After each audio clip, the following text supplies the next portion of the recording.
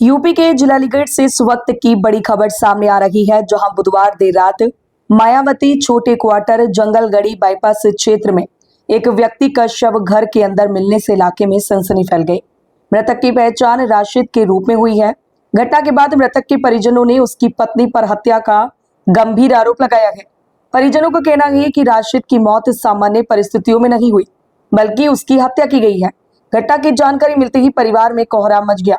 परिजनों ने पुलिस से पूरे मामले की निष्पक्ष जांच कर सच्चाई सामने लाने और अगर आरोप सही पाए जाते हैं तो दोषियों के खिलाफ कड़ी कार्रवाई की मांग की है।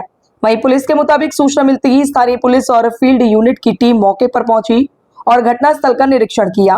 घटना को लेकर क्षेत्राधिकारी नगर प्रथम संजीव कुमार शर्मा ने बताया कि थाना दहलीगेट क्षेत्र में यूपी 112 के माध्यम से एक व्यक्ति की मृत्यु की सूचना प्राप्त हुई थी। मौके पर पहुंचकर जांच की गई तो पता चला कि मृतक राशिद शराब का आदी था और पूर्व में नशा मुक्त केंद्र में भी भर्ती रह चुका था। पुलिस के अनुसार रात में घर पर राशिद को खून की उल्टी हुई थी और उसके शरीर पर कोई गहरी चोट नहीं मिली है। इसके बाद परिजनों की मौजूदगी में पुलिस ने शव का पंचनामा भरकर पोस्टमार्टम के लिए मोर्चरी भेज दिया। वहीं अब इस पूरे मामले में पोस्टमार्टम रिपोर्ट और सामने आने वाले अन्य साक्ष्यों के आधार पर आगे की कानूनी कार्यवाही की जाएगी।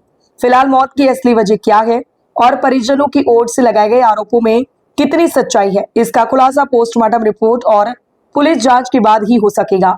Bureau report, news eight 9। क्या नाम है आपका और क्या मामला हुआ था? मेरा हाजी मंसूर नाम है। सराय मियाँ में रहता हूँ।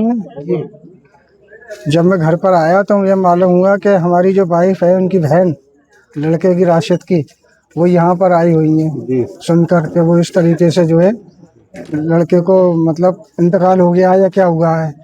जब हम यहाँ पर आए तो हमने ये मालूम हुआ कि उसको जो है लड़के को मारा गया है जी।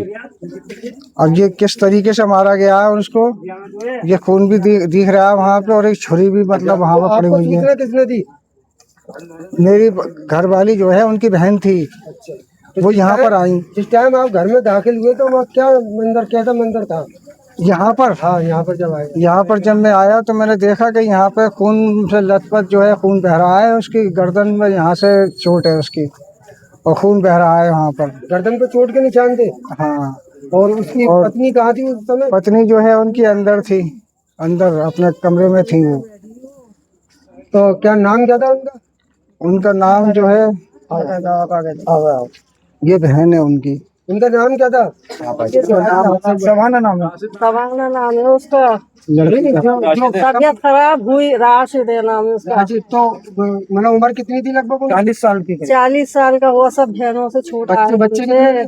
बच्चे एक बेटा है 8 साल का। और शादी हुए लगभग कितना टाइम हो गया? इसको तो शादी को तो हो 12 साल। 10-12 साल। तो क्या आपस में में अनबन रहती थी? हाँ, अनबन रहती थी। ये जो कहती बुड्ढा आएगी तो इसको छुड़वाओ, तुम्हें इस्तीफा दे दे।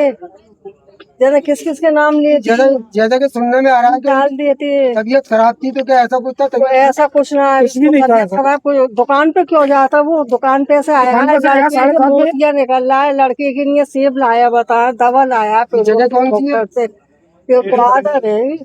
झंकारी नगर है, झंकारी। हमारे पास तो नमाज पढ़ के उठी हूँ मैं, तो एक औरत गई है यहाँ से, तो वो कह रही है तुम्हारा राशिद खत्म हो गया है और खूनों की ढेर लग रही। मुझसे उठा लगा, फिर ये मस्जिद में नमाज पढ़ रही।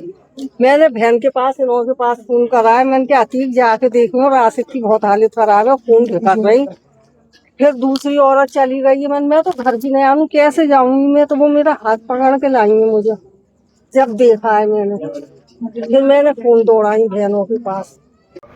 थाना दहलीगेट पर यूपी 112 के माध्यम से एक व्यक्ति की मृत्यु की सूचना प्राप्त होने पर तत्काल मेरे द्वारा थाना पुलिस द्वारा FSL की टीम द्वारा जाकर मौके पर देखा गया।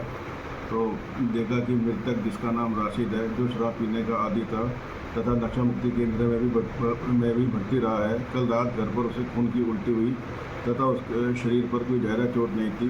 परिजनों की मौजूदगी में मृतक के शव का पंचायतनामा भरकर पोस्टमार्टम हेतु मोर्चरी भेजा गया। साक्ष्य व पोस्टमार्टम रिपोर्ट के आधार पर अग्रिम विधिक कार्रवाई अमल में लाई जाएगी।